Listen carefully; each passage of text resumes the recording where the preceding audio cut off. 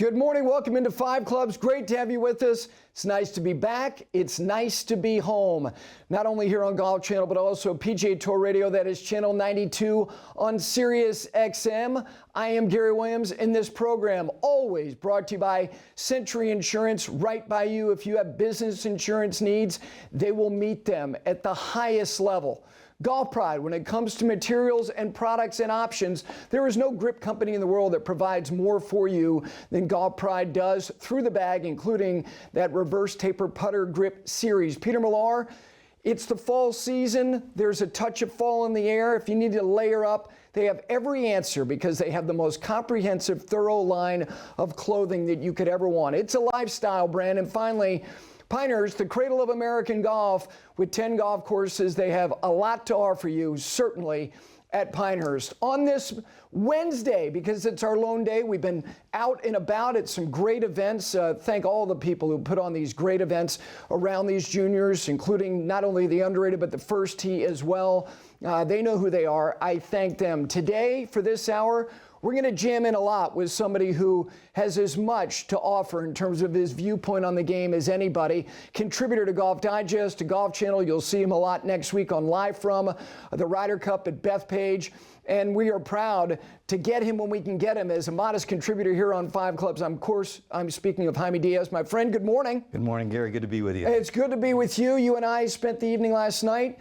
You dazzled the folks at Carmel Country Club talking Ryder Cup. We're going to do a lot of that. We're going to try to jam in as much as we can over the course of this hour. Not only kind of how did we get here, but what do you think we might see next week? But I do, when I get with you, I always want to get your thoughts on things that are kind of bigger, for you to give context on performance, because you have this great depth to talk about players that we're watching now and make them relatable to those that you saw before. And so let's dive in on Scottie, because I want people to get your viewpoint on what we're watching, because what we're watching undeniably is greatness. And this year, he's now won again. He wins on Sunday. In some ways, I think winning at the Pro Tour impresses me in ways that are similar to these other wins where you can say, well, that was a greater field. This was a good field for reasons, including all of his Ryder Cup teammates. Let me just kind of jump off by asking you this. What do you think we're watching from a historic standpoint? Is he in the middle of something that could be among the best window of greatness that we've seen? Yes, I think he's in that early prime where it's going to be about a commitment to possible greatness. And I think he's shown that he's making that commitment. Even the win in Napa, there was no urgency to say, Scottie, you should really be at the top of your game here. It was like a warm-up for the Ryder Cup. That's how a lot of people looked at it. And he goes and he wins it. And I think just because his level is so high, he's right at that point now. He's 19 wins, 4 majors. Those 20-win careers are awesome. Yes. But the real greatness is the 30-win career. And here he is, a young man still, and doesn't look like he has any reason to let up or having any existential kind of questions about, is it worth it? We can talk about that later. Sure. I think that just consistency and his sort of really professional aspect of every tournament just being something that he's just bringing his game just gives you the feeling that he's got a great long-term future here, and those numbers could really pile up. And I just think Scottie has shown that he's got it physically, and he's got it mentally, and he's got it in terms of his lifestyle and how he's able to handle the pressures and the position that he's in. He seems very comfortable being number one now. I think he does as we rip through all of these results. And this final page is very much, I know a lot of people, the invocation of Tiger, I get it. It's more recent. I know that you think that there are a lot of similarities to Jack, not only stylistically, but also kind of makeup, mindset, compartmentalizing, focus where his feet are when he's there, leave it there, go home, try to have the balance with family. It's interesting. That season we just saw, 6 wins. He lived in the top 25. Every result was a top 25. 15 straight top 8 finishes. 1972 when Jack won 7 times. Yeah, he had 19 starts. He had 14 top 10. These are the types of things that he's doing in addition to now winning for the 6th time since 1960. There are only 3 other men who backed up a 6-win season with at least 6 wins. That's Arnold, that's Jack, that's Tiger. You know how I feel about the small table. And you pull up a chair to a small table and you look at the faces at that table and you go, these are iconic figures in the game. He's there. Let me get back to what you said about speaking the way that he did at the Open Championship. And people, I don't know if it was a misinterpretation of what he's saying. When you heard what he said there about, is this all there is? I don't think that was alarming for you. What was your view of what you thought he was trying to share? Yeah, I think the words were actually, what's the point? Yeah. And it sounded like, gosh, I'm doing this, but it means nothing to me, or it doesn't mean that much to me. And I think it was, more nuanced than that, and certainly it does mean a lot to him. I think, first of all, Scottie's a guy who everything he's done in his life, he's done at a high level, and he knows he has an incredible gift here. And I think he will respect that gift, and does respect that gift. I mean, his actions speak louder than words. And so that's something that, there is a point to that. But it's not the overall point to life. And I think that's the issue that he was trying to get at. It's like, yeah, I get a lot of fulfillment from golf. I love golf. I play it as hard as I can. And sometimes I wonder why I play it so hard. Why does it mean so much to me? What's the point? Well, the point is, this is what we all have in our lives, something that we do well. Let's make the most of that. But that's not the ultimate fulfillment, which is something that not every athlete, great athlete, gets to that point and has that perspective. So I think it's actually a strength, because he can put it aside, as Jack was able to do in a way that I think prolonged his career, gave him great longevity, and when he did play, he played with great enthusiasm and great focus. He never got burned out. He never got to the point where his life was getting messy away from the golf course. And Scottie seems like he has that control as well. So what he was really saying was, I'm really going to try to make the most of what I have and really enjoy it, and I love competition, but I can leave it somewhere else when I have the other part of my life that actually is more fulfilling to me. Yes. And that doesn't mean that I'm not giving everything. That's the difference. It's not like he's holding back and going, well, I don't want to, just be a golfer only. Well, he's not. I want to be a good person, of course, but as I'm playing golf, I'm so lucky to be this good, and I'm going to make the most of it. You know how I feel about Michael Jordan, and I was, it's one of those things. I watched the first game he played in college. It was actually in this town at a building that still exists, a building that Elvis Presley played in, the old Coliseum on Independence Boulevard. It was his first college start against the University of Kansas. And I had a particular interest in focusing on him because he deprived a scholarship to somebody I grew up with. So there's that wrinkle to that. My point is, I then committed to watching him because I was interested in him, and then I started to notice that there was something insatiable about the way that he played. And because WGN, which was a superstation, when he's drafted by the Bulls, I literally watched 75 live games at minimum every season, and then you add the playoffs when they started to become a perennial playoff team. So it didn't matter if it was Wednesday night against the Washington Wizards or a Sunday night in Vancouver when they actually had an NBA franchise there. He couldn't help himself because his insatiable appetite for the competition was what made him what he was on a nightly basis. That's why I think things like the Pro Tour and the Hero World Challenge are telling that he can't be anything other than what he is when the lights go on, and that's the appetite. It doesn't mean that he finds it fleeting, that when it's over, Jaime, like, is this all there is? That's just telling the truth. Yeah. That it's finite in terms of the enjoyment of it. It doesn't mean he won't be as motivated the next time he shows up. Scheffler possesses something that I think Jordan did and Tiger did, an insatiable appetite for the competition alone. But the difference is that I think Michael and Tiger really were satisfied by the kill. And they bathed in it when it was over. Yeah. You know what I mean? And I don't mean that in a bad way. It's just the way that I think that they were. It was predatorial. Scheffler's not that way. It's the arena that he satisfies himself, but he finds the balance when he gets in the car and he drives away. Is that fair? Sure. It's again a nuanced point. He is different than Tiger than those guys. And Michael. Michael's my favorite athlete ever. Tiger, of course, probably played the highest level of golf, and in many ways is my favorite golfer as well.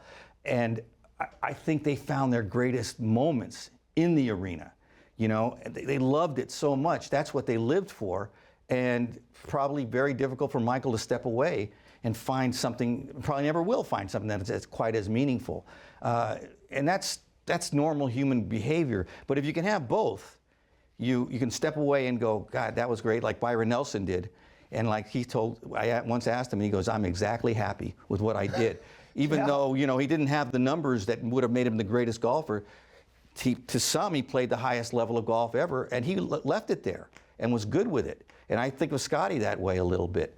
But, you know, Tiger, you know, he'd win a major, he'd be practicing on Monday. That's insatiable drive that Scottie may not have to that extent, but Jack didn't have it either to that extent. But he knew how to compartmentalize it, so when the bell rang, he was ready. And I think Scottie's really great at being ready with the family life and the life away from the course, actually enhancing his ability to be ready, because he's rested and he's joyful and he's satisfied, he's contented with his life, and now I can go give everything to golf. Yeah, the gratitude of the other aspects of life allows him, when he does this, to be what he is, which is particularly focused. The other thing I wanted you to touch on, because one of the things when we were doing this little chat last night with some folks, talking about him finding his voice, and you and I both agree that he's become even more interesting, and he's willing to give, and he also takes positions on things. If you're paying attention to what he's saying, I thought he did it at the PGA. Is it related to whether they should or should not have played lift, clean, and place? He said it at the Tour Championship when they start peppering him with Ryder Cup questions, and he said, look guys, that's a month from now.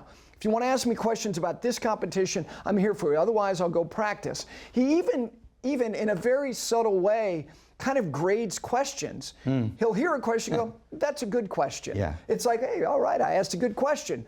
He's sharing his thoughts on things. What he will not do is reflect on his own performance or project to what he might do. That space, he's not going to those spaces. But as it relates to maybe issues, the future of the tour, who went to live, who didn't, he's willing to step in there and share. Well, again, I think it's being comfortable with that number one position, because you're suddenly authoritative on everything. And I think he's careful about that and not exploiting it, but I think he's comfortable also with his own intelligence and his own perceptions of things. He is very bright. I think he's bright enough to know when to stay away from questions that might erode that ability to prepare and be ready and be right in his head, which is, you know, an art. And number one is often you know, corrosive to that. You know, players start feeling very self-conscious about everything I say is under the microscope now, and I'm not really comfortable with my golf as much because I'm distracted. And I think Scottie may have gone through a period of adjustment with that. Who knows? But it didn't show very much. But, you know, he was sort of accused of being dull or boring and not, you know, interested in you know, expanding on questions. I think he was just being careful, and now he knows, okay, this is my lane. This is something where I'm actually kind of a spokesman for the game for this moment. Yeah. And I think he takes it seriously, and I think he gives short but very, you know, I think astute answers. I think the live thing, you know, I thought it was very, you know, it had consequences for how others looked at it. You know, there's this sort of debate, are you ambivalent, you know, if guys went to live, what does it mean? Well, for Scottie, it means disloyalty to a tradition of the PGA Tour that hurt the PGA Tour. Okay, you know, that, in his position, I think that gave some credibility to that point of view, that it wasn't just vindictive. It was actually, this had consequences, and Scottie was articulating those consequences. It's at 29 years of age, 4 majors. You mentioned the 19. He joins Crenshaw, Kite, Els. These are Hall of Fame members, and it's not unreasonable whether it's in 3 years he's got 6. You know, Phil has 6. That you're getting to a space where we haven't seen people get to in quite some time. And whether it's Watson, and when the major odometer ended for him at 8, or Palmer where it ended at 7, or Player where it ended at 9 in 1978. We're talking about 30, 40, 50 years removed from somebody who's gotten there, but I think you believe that it's achievable because of all the things you just shared. All right, we're going to take a break here. When we continue, we turn our attention to the Ryder Cup. The European Ryder Cup team is already in Long Island, but we will talk to Jaime about what's the biggest surprises between the last one contested and us being on the eve of this next one, because a lot really has changed in the decision by Keegan Bradley. What are his biggest challenges? What is Rory's role? And what to do with Bryson? We turn our attention to all of that coming up here on a Wednesday edition. It is 5 Clubs Golf Channel, also Channel 92 on Sirius XM's PGA Tour Radio. Back with you right after this.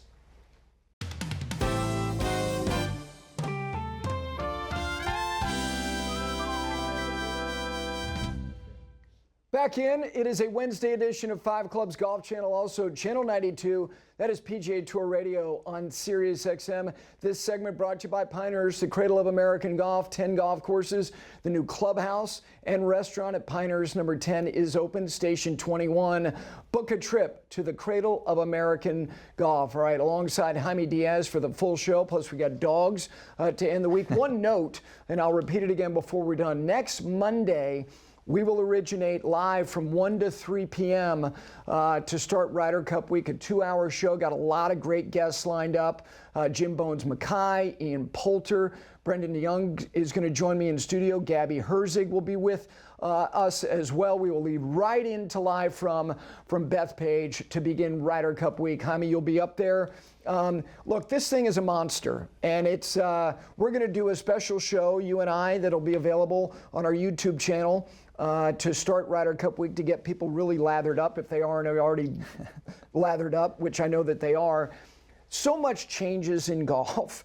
And when you give an event a 2-year break, my gosh, a lot can change. So let me just start with that. When you look at the 2 teams leaving Rome, and you look at where we sit today, what's the biggest surprise between the culmination of 2023 in Rome and where we sit on the eve of the 2025 Ryder Cup? What is it? Well, I think it's the 25 season has gotten this pattern on the American side where you have sort of underperformances, I think, based on the context of their overall career, by some real stalwarts. You talk about Xander, obviously injured, I understand. Yep. But it's been a down year.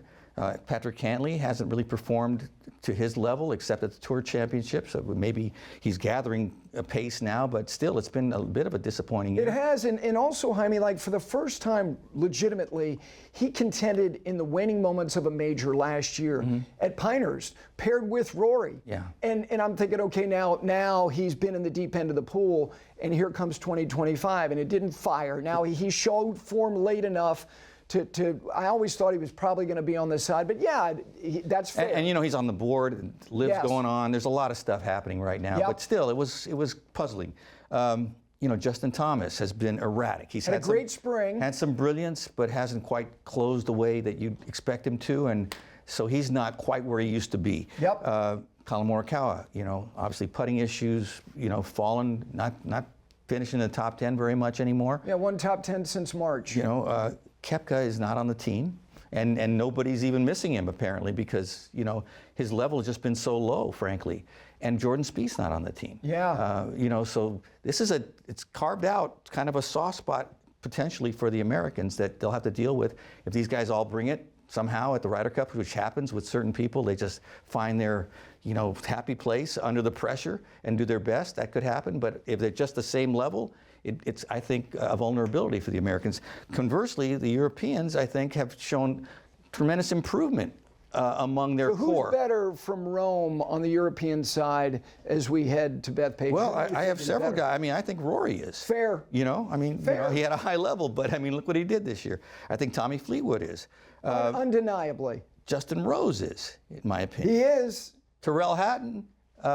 Again, the thing about Hatton is that for whatever reason, because he had some top 10s in majors like 6 years ago, people have created this weird fictional narrative that he contends in a lot. He doesn't, until he did this year at the U.S. Open when he finished 4th. He also was good enough in the finite number of starts that he got where he actually was getting world rankings to be an automatic qualifier on either a United States team or a European team, of which we saw Bryson do it and we saw Hatton do it. Tyrrell Hatton's better. Yeah. I think that's absolutely fair. Now, let me counter that by saying, is Oberg better than he was? No, I'd say he's a question mark right now. He's fallen for some reason. There's been a decline in his game. How about Hovland? Hovland the same. You know, he has his moments. Won a golf tournament. Won a golf tournament. He's never in the right place. He's struggling with all the technical stuff, which I think in his case is genuine and authentic, and that's who he is, and he'll find it. But perhaps. You know who else is better, Jaime? Robert McIntyre. I was just going to mention him. He was my last guy on the list. Yeah. Yeah, much better. Much better. You know, I mean, really a guy that you feel like that guy can compete. He likes Sundays. Yeah. He can handle it. He can. One other guy on the American side who's not on the team, and even though he was not a major champion, but he was establishing himself as clearly among the elite, and along with Cantlay was arguably either the best or the second best player that week, and that was Max Homa. Yes. And everyone went after Rome. He's baptized as a rookie on the road. He plays admirably all the way to that final hole of his singles match, and you're going, oh, this guy, sure. you can count on him. He's not there as well. So in their absence, in steps the likes of J.J. Spawn and Ben Griffin and Russell Henley and Cam Young. Yes. I don't have misgivings about rookies. I've talked about it. American rookies in the last quarter century had done exceptionally well. When you look at that quartet, that presents what I think you believe is one of Keegan's biggest challenges. I think it'll be the biggest challenge will be if the veterans start to underperform at the Ryder Cup, will he have the ability to comfortably tell the veterans and the guys, bench 'em. yeah, to say we're putting in the young guys. I'm sorry, you know, and because Keegan isn't coming from, you know, the eminence Greece kind of position. You know, he's a young guy himself, and he's never really been among the elite. You know, so does he have that psychological stature to Dodo guy? He's the captain, and I'm sure they'll honor that, but it's still an awkward situation. And I think he'll have to step up in terms of saying, you know, I'm in charge here, and I'm going to do the best thing for the team, and I'm sorry, and I respect everything you've done, but I'm going to make this decision. I think that would be a hard, awkward, but, you know, he's already done it and tell guys that he didn't make the team. It's part of being a captain is making those hard decisions, but I think it'll be his biggest challenge. Yeah, when you look at the guys that he probably had the hard conversations with, he didn't really have to have a hard conversation with an established veteran player. I mean, and no disrespect to Maverick McNeely, but he didn't have to have a conversation with somebody like a Koepka, who might have been on the doorstep. Right. And even though he's on LIV, he's still a 5-time major champion. Back to to me, this is the easy answer, which makes it a good answer with respect to what's the biggest surprise. The biggest surprise between 23 and 25 is who the United States captain is. Yes. Because the guy who was snubbed with the most stench, and that was Keegan, is the guy who all of a sudden comes out of this weird, like, wait, what did they say? Yeah. He's been named a vice captain? No, he's the captain. And then he thrusts himself in the middle of it because he plays well, and then he actually wins a golf tournament in late June, and you're going, oh my God, he's going to be on the team, and then he doesn't. In the end, I know you think he made the right decision to pass on himself. Why? Well, it was a close call, and it was very, you know, alluring for everybody, not just him. You know, if he had played, if he had chosen himself to play, because I think it would have just brought extra drama to the Ryder Cup, and it could have positioned him to be an all-time hero. For sure. And I don't mean in a selfish way. I just think it would have inspired the rest of the team. If it all went well, it would have been like Keegan did something that actually made us better because he picked himself. But were they to lose, and especially if Keegan were to play poorly, I mean, that would have been, as high as that would have been, it would have been lower in terms of, you know, the actual disappointment and the recriminations that he would have received as a result. You were selfish, you know, you put yourself in front of the team, you put too much pressure on yourself, you put yourself in an untenable position, bad judgment, all kinds of things. And, you know, an American loss at home, devastating historically.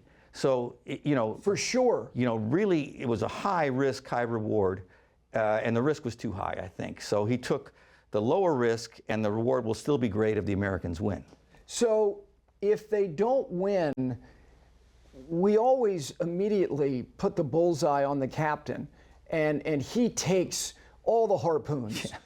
Do you think because of people's affection for him and him being Captain Keegan, and also making the choice to pass on himself and making this kind of selfless act, like I'm focusing on my team, I'm going to fill this role, that I think he's been delivered a level of grace. Does that grace dissolve if they lose, no matter what the circumstances are? It Does erodes. he get any pass at all because people love him right now? Well, he goes in with an advantage of. He does. You know, Does he lose the advantage altogether? You got if they goodwill. lose? Well, it depends how it goes. If it's really highly fought and close, and the Europeans play great, and they're somehow the Americans are fairly beaten, so to speak, because we're looking on paper, and you could argue that the Europeans have a little bit better team, and maybe the best team won, even though the home team is there and always has the advantage.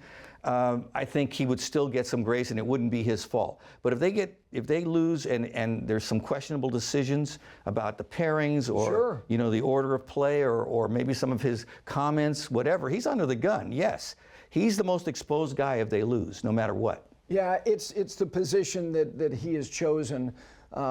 There's no doubt about that. One last thing about challenges for him. I don't know if Bryson's a challenge. I think by his mere persona, it is a challenge to identify somebody who can be in that space with him. His histrionics, he's demonstrative, he craves the attention, he likes it, he bathes in it. Who among that group do you think makes sense? It could be the equipment. It could be the personality. Does somebody immediately present himself and you go, he seems like he'd be the reasonable guy to be the first guy to get the shot with Bryson? Who would it be? Well, we talked about Cam Young. Yeah. You know, an introvert, someone who is comfortable maybe staying, you know, in the background a little bit, letting Bryson have the stage. I don't think it's that huge a deal if Bryson plays well. You know, Patrick Reed was considered probably a disruptive force, and he's played great in the Ryder Cup, and all is forgiven when you play that well. Yes. And there's a lot of respect for how good Patrick Reed was, and I think there's a lot of respect going in for how good Bryson DeChambeau is.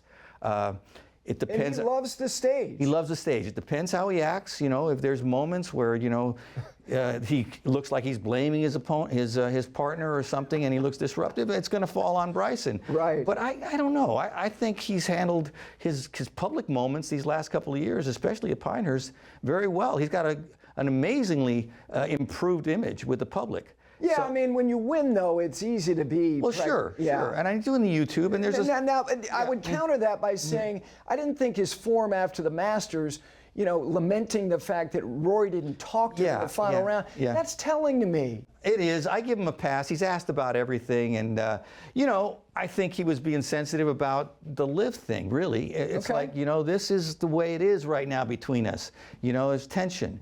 And he didn't quite say it, but I think that was a manifestation of that, probably. Yeah, I think Cam Young makes sense. The golf ball, if they choose foursomes, so do you play him Friday morning?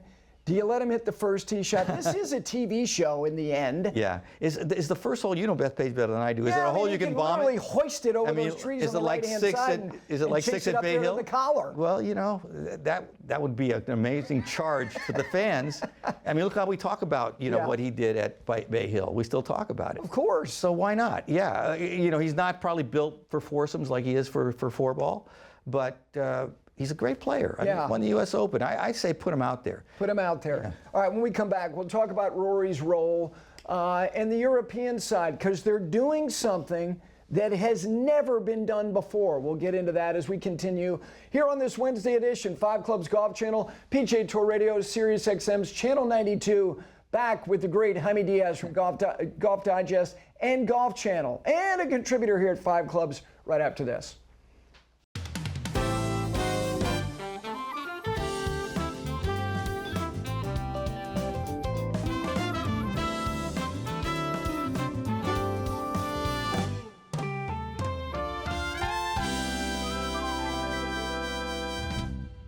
Back in this Wednesday edition of 5 Clubs on Golf Channel and also Channel 92's Sirius XM's PGA Tour Radio. This segment is brought to you by Peter Millar.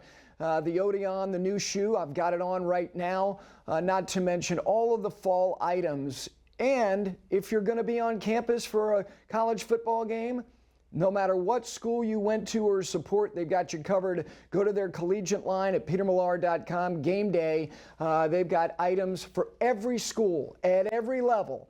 because they provide more than any apparel company does worldwide. All right, Jaime Diaz alongside me. We continue our discussion on the Ryder Cup. And again, a reminder, next Monday, our show, I'll do the show on the radio side at 8 a.m. Eastern time, and then we return on the TV side on Golf Channel 1 to 3 p.m. A lot of guests are going to be joining me. Looking forward to it. Jaime, you're going to be up there all week. Rory's first Ryder Cup was 2010, and in the lead up to it, he said what others had said before him who had not had the experience of it's an exhibition. He got indoctrinated and immediately said, I was wrong. And in the time that he's grown up before our eyes as a great player, you were saying last night to me, you know, he was the kid, but now he's the icon, and he's 36 years old. This is his 8th team. He's had a myriad of partners. He was tethered to Graham McDowell early on, 2010, 2012. Then he kind of broke away. A lot of Ian Poulter in Rory's Ryder Cup, including famously that Saturday afternoon at Medina when he was riding in the sidecar and just shaking his head as Poulter continued to make putt after putt after putt.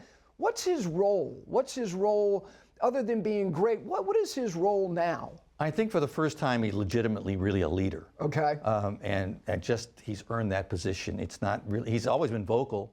But he's always been a supportive vocal. Now I think he's an initiator of this is what we're doing here, and this is important, and this is part of being great. He said, you know, maybe one of the greatest achievements in golf now is to win an away Ryder Cup. So he's given it sort of historical. And you agree that it is? Well, I think it's become so, yes. You know, the Ryder Cup is so prominent, and that is the one aberration that hasn't really been, you know, kind of settled as far as, you know, but I think, you know, the last 6 have, the pattern's already there. The home team, the decade of blowouts that we're living in right now, we haven't seen this before. Oddly, golf now is in possession of one of the great home field advantages in sports. And it's evidenced by these results. These teams, from one event to the next, and yes, it's 2 years that we have the gap, but we've had blowouts, starting in 2014 at Glen Eagles, to Hazeltine, to Paris, to Whistling Straits, to Rome, and here we sit as we look at these results. The teams that have won, not only have they blown out the other side, they've jumped them early. They've jumped them early at home, they've had advantages after day one, and they've done the full, remember the Titans, run it up, Herman, leave no doubt. That's what we've been witnessing here. My feeling is that's not going to happen. Do you share that we're not probably going to see a blowout?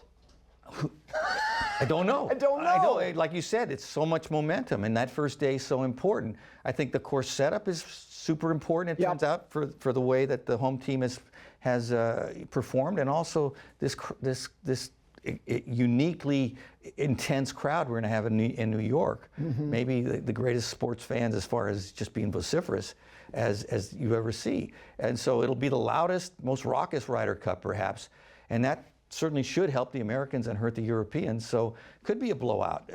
I don't particularly think it's always about, you know, who's better and who's worse going in. It's about that week, just like golf is at every tournament. It's capricious. I mean, we're watching Scottie with this incredible consistency. It's the aberration. I mean, golf is week to week, and it's only 3 days, and it's only 12 guys. And, you know, I think there's variation in that, or possibility for variation. Like if you had 5 of them, it wouldn't be, if they were all on home soil, it wouldn't always be the home team.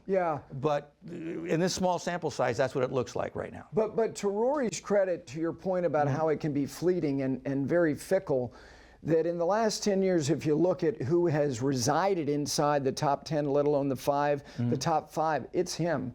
This is a historically great player, obviously punctuated by now being one of the 6 men who's completed the career Grand Slam. The other part, Jaime, is that Scottie Scheffler's the best player, but Rory did win the Masters and complete the career Grand Slam. He did go home in an intensely personal and emotional way to Ireland, and he won the Irish Open, and he won the Players.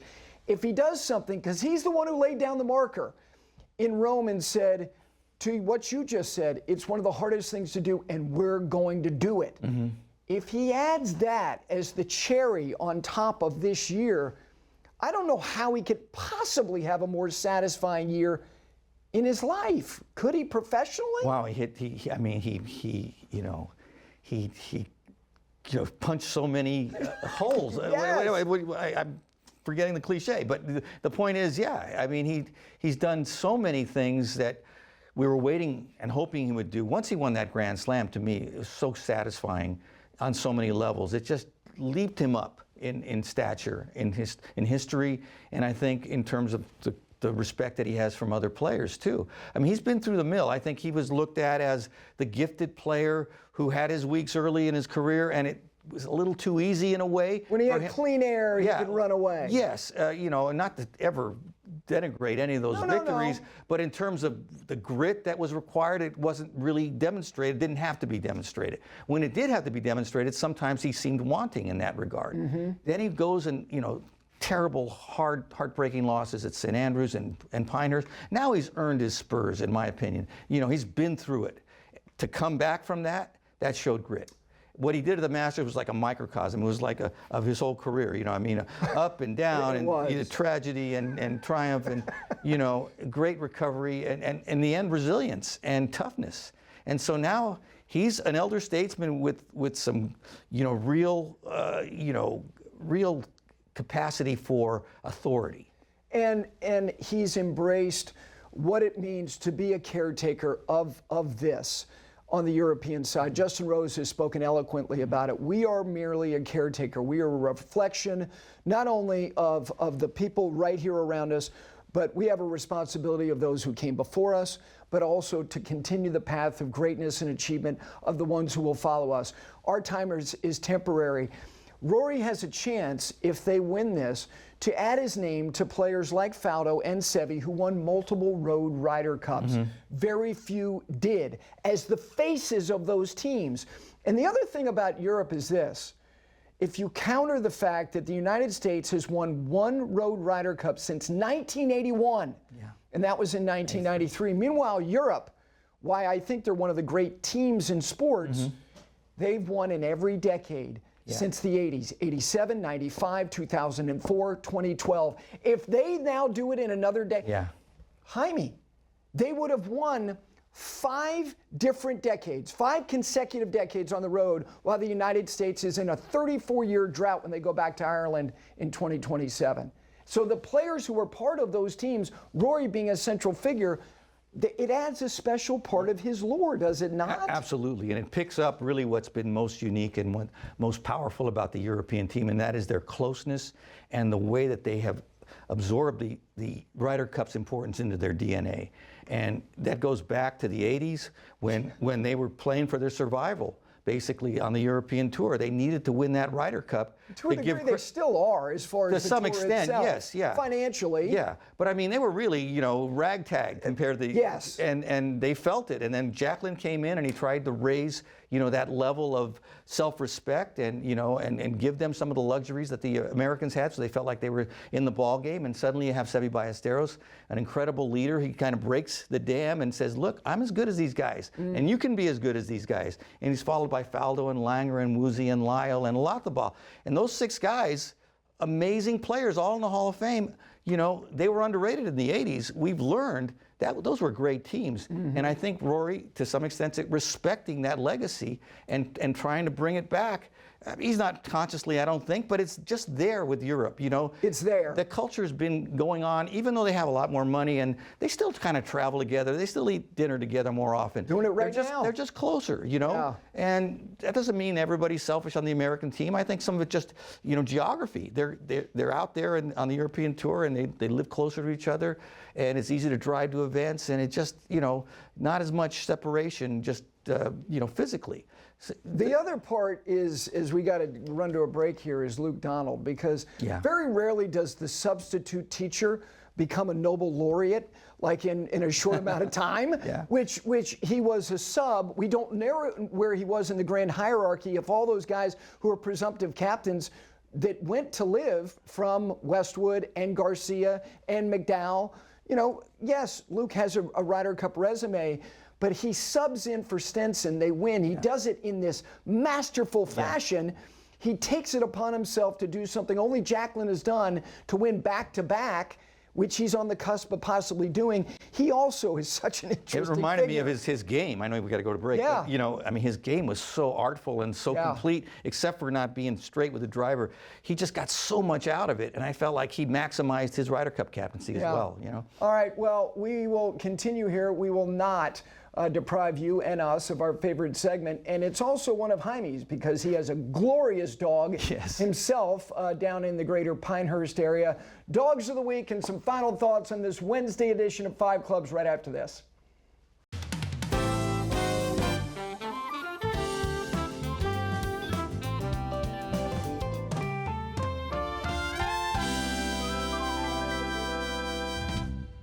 We love to end the week with the dogs, and this segment brought to you by Golf Pride. When it comes to having more options, and when you look at the grips from the best players in the world down to the players that you play with, more people trust Golf Pride than any other grip option that you have all around the world through the bag, including that reverse taper putter grip series. All right, Dogs of the Week, we want you to send your dog. If your dog has got a relationship with the game of golf, chasing balls in your backyard, running down fairways, whatever it may be, please send us the photos or the videos, dogs@fiveclubsgolf.com. So let's get to our Dogs of the Week on this Wednesday, and we start with two dogs. I actually met these dogs last week at Liberty National. That is Libby on the left. That is Finnegan on the right. Libby's 11. Finnegan is 1. Greg James, the superintendent at Liberty National, those are his dogs. That Deuce on the left, Sierra on the right, Keith Masters, a former PGA professional, is their owner, pictured there at Desert Hills Golf Club in Green Valley, Arizona. That is Sandy, owned by Dan Norman, a 2.5-year-old lab pit mix. That's Columbia, South Carolina, at Oak Hills Country Club. That is the dog of Kenzie Cartwright, Pickles. And that is Pickles, a 3-year-old Bernese mountain dog at the Ballyneal Golf Club in Holyoke, Colorado, a great Tom Doak designed golf course. And then finally, Travis Cook's dog, that is Copper. Copper is a 5-year-old treeing walker coonhound. Get after those balls, running around that pool complex. That is a great looking hound right there. Those are your Dogs of the Week. Now, Jaime, we have to get Zuzu, named after the very famous character in It's a Wonderful Life. We've got to get Zuzu featured in Dogs of the Week, do we not? Highlight of my wife's life. It would be. Yeah. We will get that done for sure. All right, let me get a couple other quick thoughts about the Ryder Cup. You'll be there all week, contributing on live from all week long on Golf Channel. Starting on Monday, Scheffler, who seems to make the most sense? Let's just start. He's playing Friday morning in foursomes. Who do you think the likely partner is for Scheffler? I think for foursomes, Russell Henley would be a really good pick. I just think grit-wise, and they're both big basketball players. Yeah, I think they played together in the President's Cup last year. There you go. And then in four-ball, I see Sam Burns because they are close. And Sam is a great putter, makes a lot of birdies.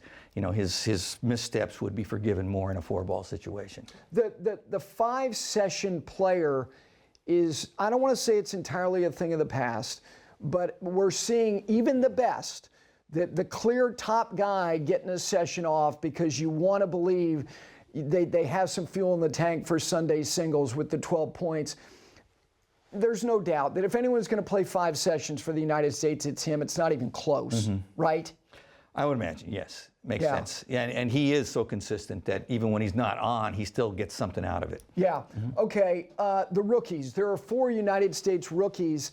What does your gut tell you about who you think is going to respond well to this environment? Well, I look at as Henley again. Yeah, sure. He's just got so much in the bag already, experience-wise. Whether it's not Ryder Cup necessarily, but he's been through the mill a few times, and he can handle it. And he's just that type of player who's got control of the ball, and that's good under pressure. He's not going to hit it out of play and stuff. And he's a good, solid putter, and I think he likes the heat. But Cam Young, power player. Beth Page, he knows it well. The New York crowd, that helps a lot. I'm a big J.J. Spawn fan. And I think he's very interesting. I mean, he's the U.S. Open champion. And you were saying, like last year, I mean, almost off the tour. Almost true relegation. Yes, so inspired. I think, feeling like, God, this is such a great moment. I got nothing to lose. Let it ride, and that's what he did at Oakmont. Yeah. And it was wonderful to watch. He's got a lot of game, you know. A great iron player. I mean, you love that in both formats. Sure. You know, so he's got some strengths. He does, and I would say this about Ben Griffin. Who knows who the last call I didn't was even mention on the him, yay or nay, but he's had the best year. He's had a wonderful year, Yeah. and I think his personality is inclined to respond well to something that it can be disorienting, which is just unwavering noise and distraction. I thought he handled Napa beautifully. I thought he three did putt was too. painful, and he's classy, and he's moving on. Okay, a couple of reminders for everybody. Jaime and I are going to have a special show. We're going to give you a historical perspective, really set up what this Ryder Cup has become. We'll also talk about the week ahead. That'll be available on our YouTube channel. And one final reminder, on Monday, we will be live from 1 to 3 on Golf Channel, a 2-hour show. Gabby Herzig will be with us, Ian Poulter, Jim's Bones Mackay, Brendan DeYoung. So we got a very robust show for you leading right into live from Bethpage and the Ryder Cup. For Jaime Diaz, I'm Gary Williams. Have a wonderful Wednesday and the rest of your week. We'll see you Monday at 1 p.m. on Golf Channel.